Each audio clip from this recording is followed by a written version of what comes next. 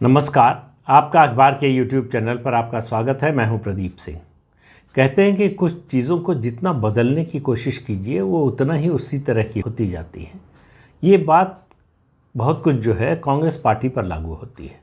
Congress party को बदलने की जितनी कोशिश हो रही है उतना ही वो अपने पुराने स्वरूप में ज़्यादा उभर कर नज़र आ रही है। 3 दिन का अधिवेशन हुआ रायपुर में, छत्तीसगढ़ की राजधानी रायपुर में कांग्रेस पार्टी का। कांग्रेस अध्यक्ष चुने जाने के बाद मल्लिकार्जुन खड़गे के ये पहला अधिवेशन था। उम्मीद थी कि वंशवाद से मुक्ति पाकर अध्यक्ष पद वंश के कब्जे से बाहर निकला है तो उसका प्रदर्शन किया जाएगा, उसको स्थापित करने की कोशिश की जाएगी कि देखिए पार्टी ने जो है वंशवाद का रास्ता छोड़ दिया है और वो डेमोक्रेटिक तरीके से चलने के लिए तैयार है। लेकिन हुआ इसका ठीक उल्टा। पूरे 3 दिन गांधी परिवार की विरुद्धावली गाई जाती रही, यशोगान होता रहा, राहुल गांधी का यशोगान होता रहा। लेकिन कांग्रेस पार्टी के इतने बड़े जमावड़े में भी कांग्रेस के नेताओं में ये हिम्मत नहीं हुई कि वो घोषणा कर सके कि राहुल गांधी 2024 लोकसभा चुनाव के लिए कांग्रेस पार्टी के प्रधानमंत्री पद के उम्मीदवार होंगे। ये जो है बताता है कांग्रेस का डर, ये बताता है कांग्रेस की कमज़ोरी, ये बताता है कांग्रेस के आत्मविश्वास की कमी, ये बताता है राहुल गांधी की नेतृत्व क्षमता में विश्वास की कमी। राहुल गांधी का गुणगान आपकी पार्टी के नेता हैं, कितना भी कर लीजिए, उनको कितना भी महान बता लीजिए, लेकिन सवाल ये है कि उनके साथ खड़ा होने को कोई तैयार है क्या? कांग्रेस पार्टी ने घोषणा की रायपुर से कि वो विपक्ष के गठबंधन का नेतृत्व करने के लिए तैयार है। तो मुझे शोले फिल्म याद आ गई। शोले में आपको याद है असरानी, अंग्रेज़ों के ज़माने के जेलर, चलते हुए कहा आधे इधर आधे उधर बाकी मेरे पीछे। कांग्रेस पार्टी का वही हाल है, आधे इधर हैं आधे उधर हैं बाकी उनके पीछे हैं। तो पीछे कोई है नहीं, पीछे जब मुड़कर देखते हैं। उसकी वजह क्या है? एक धड़ा है विपक्षी दलों का जो गैर कांग्रेसी गैर भाजपा गठबंधन बनाने का इच्छुक है, तो उसके साथ आने का तो सवाल नहीं है। एक धड़ा है जिसको राहुल गांधी का नेतृत्व स्वीकार नहीं है, उसके आने का सवाल नहीं है। तो सवाल यह है कि आएगा कौन, साथ चलेगा कौन, ये गठबंधन बनेगा किसका? जिनके आने की संभावना हो सकती है वो सब पहले से ही साथ है। 7-8 पार्टियां हैं। आप दक्षिण से शुरू कीजिए तो आपको डीएमके मिलेगी जो गठबंधन में है, यूपीए में भी शामिल है। उसके अलावा झारखंड में आइए तो जेएमएम है, बिहार में आरजेडी और जनता दल यूनाइटेड है, उसके अलावा नेशनल कॉन्फ्रेंस है और उसके अलावा महाराष्ट्र में एनसीपी और उद्धव ठाकरे। इनके अलावा कौन सी पार्टी है देश में जो कांग्रेस पार्टी के साथ गठबंधन करना चाहती है? टीएमसी पर सबसे करारा हमला मेघालय में जाकर एकमात्र जो चुनावी सभा की राहुल गांधी ने उसमें किया और बीजेपी की बी टीम बताया। तो बीजेपी के साथ तो बहुत सी पार्टियां काम कर चुकी हैं, यहाँ तक कि डीएमके भी बीजेपी के साथ सरकार में रह चुकी है। जब उन्होंने कहा दोहरे चेहरे वाले लोग हैं उनसे सीख नहीं लेनी है, तो क्या आप एमके स्टालिन और डीएमके के लिए बोल रहे थे? बीजेपी के साथ तो बीजेडी भी रह चुकी है। बीजेपी के साथ जो है नीतीश कुमार तो सबसे लंबे समय तक रहे हैं, जो विपक्षी गठबंधन के लिए सबसे ज़्यादा बेचैन नज़र आ रहे हैं। तो इसलिए बीजेपी, अब फिर आप बात करें एआईडीएमके की, आप बात करें उसके अलावा बहुजन समाज पार्टी की, तो बीजेपी के साथ काम कर चुके, सरकार में शामिल हो चुकी पार्टियों की फहरिस्त बड़ी लंबी है। तो कांग्रेस के साथ जाएगा कौन, जाने को तैयार कौन है? इस 3 दिन के अधिवेशन में 85 प्रस्ताव पास किए गए, अभूतपूर्व है। किसी पार्टी के अधिवेशन में 3 दिनों में 85 प्रस्ताव, लेकिन किसी के बारे में आपने चर्चा कोई सुनी? कोई प्रस्ताव रजिस्टर हुआ क्या आपके दिमाग में? 85 प्रस्ताव पास करने के बाद कांग्रेस पार्टी की घोषणा ये है कि वो सबसे बड़ा मुद्दा जो चुनावी बनाएगी 2024 के लिए वो अडानी का मुद्दा बनाएगी। बड़ी अच्छी बात है भाई, पर सवाल ये है कि कांग्रेस पार्टी की जो छवि बन गई है वंशवादी और भ्रष्टाचार में लिप्त पार्टी की, उससे मुक्ति कैसे दिलाएंगे, उससे छुटकारा कैसे पाएंगे? इसका कोई उपाय कोई खोजा भी जा रहा हो ऐसा दिखाई नहीं दिया। पूरे अधिवेशन से कोई एक नई बात निकल कर नहीं आई, कोई एक नया नारा निकल कर नहीं आया, कोई एक नया जुमला निकल कर नहीं आया कि कांग्रेस पार्टी में बदलाव आ गया है। कहने को मल्लिकार्जुन खड़गे अध्यक्ष हैं, लेकिन सबको दिखाई दे रहा था, जो देखना चाहता था, जिन्होंने आंखें बंद कर रखी हैं उनकी बात छोड़ दीजिए, जो देखना चाहता था दिखाई दे रहा था कि कांग्रेस का मतलब गांधी परिवार, उनके अलावा बाकी सब गौड़ हैं और किसी का कोई मतलब नहीं है। अब हाल ये देखिए, दो वैसे तो बहुत छोटी छोटी गलतियां हैं, किसी भी से हो सकती हैं, व्यक्ति से और किसी भी संगठन में हो सकती हैं। कांग्रेस के जो पोस्टर बने उनमें जो पुराने नेताओं की फ़ोटो लगी, उनमें से मौलाना आज़ाद का फ़ोटो गायब। तो जब सोशल मीडिया पर हल्ला मचा तो जयराम रमेश ने कहा कि इसके खिलाफ एक्शन लिया जाएगा, जो लोग जिम्मेदार हैं। राहुल गांधी सत्याग्रह नहीं बोल पा रहे थे, वो बार बार सत्याग्रह बोल रहे थे। तो अब वो सत्याग्रह का मतलब क्या समझते होंगे? उनके लिए सत्याग्रह क्या होता है, गांधी ने क्यों शुरू किया, उसका मकसद क्या था? तो आजकल जो है ये सोशल मीडिया और इलेक्ट्रॉनिक मीडिया के ज़माने में ये छोटी छोटी बातें लोगों के मन पर बहुत गहरे रजिस्टर होती हैं। लोग इससे छवि गढ़ते हैं नेता के बारे में, पार्टी के बारे में, पार्टी की सोच के बारे में।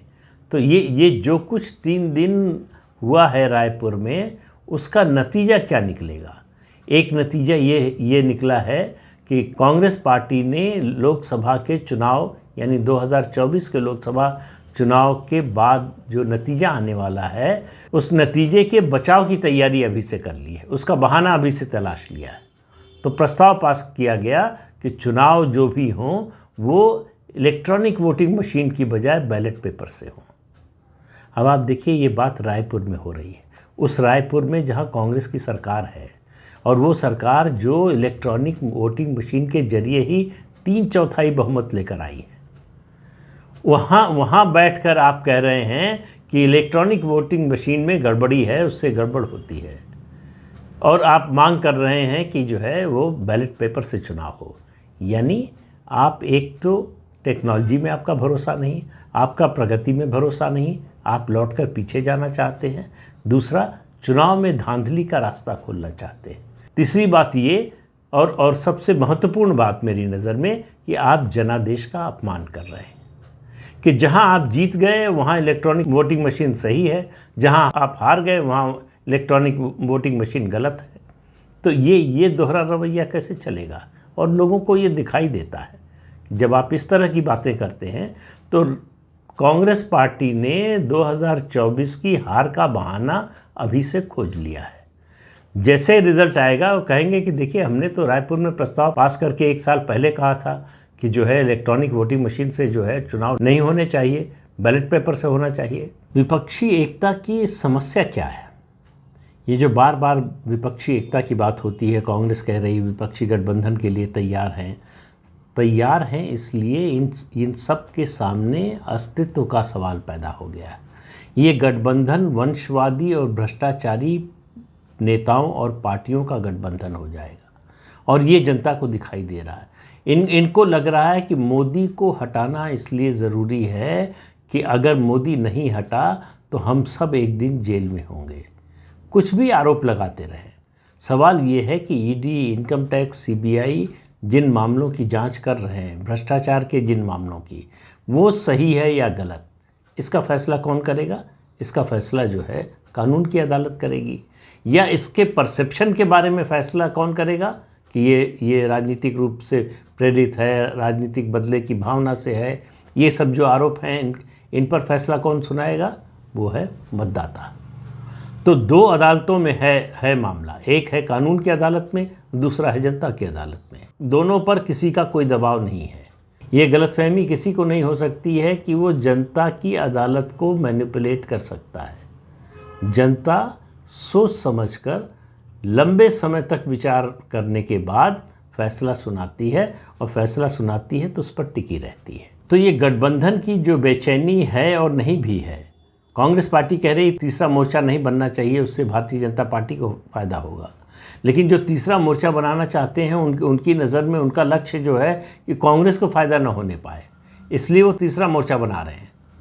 तो कांग्रेस के पास नीतियों की कमी है, नीति की कमी है और नेतृत्व, तीनों की कमी है। कोई ऐसी पार्टी नहीं है, जो पार्टियां उनके साथ हैं, यूपीए में शामिल हैं, एक आध नहीं है, जैसे जेडीयू अभी शामिल नहीं है, तो उनके अलावा कोई ऐसी पार्टी नहीं है जो कांग्रेस के साथ आना चाहती हो। और इस अधिवेशन में इसको बोलने का मतलब क्या है, जब अभी 30 जनवरी, ज़्यादा दिन नहीं हुए, 30 जनवरी को ही आपने जम्मू कश्मीर में, श्रीनगर में सारी पार्टियों को न्योता दिया भारत जोड़ो यात्रा के समापन पर।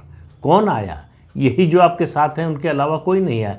जो साथ हैं उनमें से भी नहीं आए। तो इससे आप अंदाज़ा लगा लीजिए कि कांग्रेस पार्टी की विश्वसनीयता कितनी है, कांग्रेस पार्टी की स्वीकार्यता कितनी है दूसरे दलों में। तो इसलिए केवल आह्वान कर देना, अपील कर देना कि जो है हम तैयार हैं, अरे आप तैयार हैं, बाकी तैयार हैं क्या? तो मतलब ये तो उसी तरह से है जैसे दूल्हा कहे कि हम तैयार हैं, दुल्हन तैयार है क्या? बिना दुल्हन के तैयार हुए अगर आप बारात लेके आ जाएंगे तो क्या हाल होगा, ये बताने की ज़रूरत तो है नहीं। तो कांग्रेस की हालत उसी दूल्हे की तरह है जिसकी दुल्हन अभी तैयार नहीं है, लेकिन वो बारात लेकर आने पर आमादा है। तो 2024 के लोकसभा चुनाव की जिस तरह की तैयारी कांग्रेस पार्टी करती हुई दिख रही है, उससे बड़े साफ संकेत मिल रहे हैं कि उसके लिए 2019 की जो परफॉर्मेंस थी उसको रिपीट करना भी मुश्किल है। देखिए, एक बात तो समझ लेनी चाहिए सारे राजनीतिक दलों को कि इस देश में जो देश के नागरिक हैं, वो चाहे बेईमान हो जितने भी, तो ईमानदारों की तो बात ही छोड़ दीजिए, जो बेईमान हैं वो भी चाहते हैं कि उनका नेता ईमानदार हो। और जब तक ये भावना लोगों के मन में रहेगी, तब तक भ्रष्टाचारी नेताओं की मुश्किल बढ़ती रहेगी। और इस समय जो कार्रवाई हो रही है जांच एजेंसियों की, उसको लेकर लोगों के मन में कोई संशय नहीं है कि ये बदले की भावना से हो रहा है। लोग जानते हैं कि इन्होंने भ्रष्टाचार किया है, उसकी जांच हो रही है।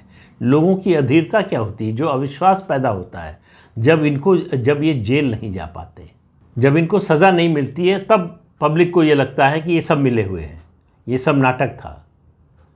और जब कार्रवाई होती है तो जनता से ज़्यादा खुश कोई नहीं होता। इसका सबसे बड़ा उदाहरण पिछले 8-9 सालों में है नोटबंदी।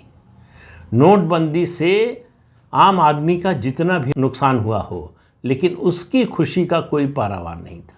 इसलिए भ्रष्टाचार और ख़ास तौर से भ्रष्टाचारी के खिलाफ और वो नेता हो तो और ज़्यादा, जब भी कार्रवाई होगी, जब भी कदम उठाया जाएगा, तब जनता के मन में एक विश्वास पैदा होगा ऐसा करने वालों के समर्थन में कि ये सरकार या ये नेता कुछ कर रहे हैं, गंभीरता से कर रहे हैं। कांग्रेस पार्टी को ये बात समझ में नहीं आ रही है कि समस्या उसकी जो है वो गठबंधन होना ना होना, राहुल गांधी का नेतृत्व स्वीकार होना ना होना, ये नहीं है, उसकी छवि है। उसकी जो वंशवादी और भ्रष्टाचारी पार्टी की छवि बनी है, जब तक उससे छुटकारा नहीं मिलेगा तब तक कांग्रेस पार्टी का भविष्य बदलने वाला नहीं है, कुछ भी करते रहे। तो इस अंक में इतना ही। अगले अंक में फिर मिलेंगे किसी नए मुद्दे के साथ। तब तक के लिए अनुमति दीजिए। आपसे अनुरोध है कि चैनल देखिए, शेयर कीजिए, लाइक कीजिए और सब्सक्राइब ज़रूर कीजिए। नमस्कार।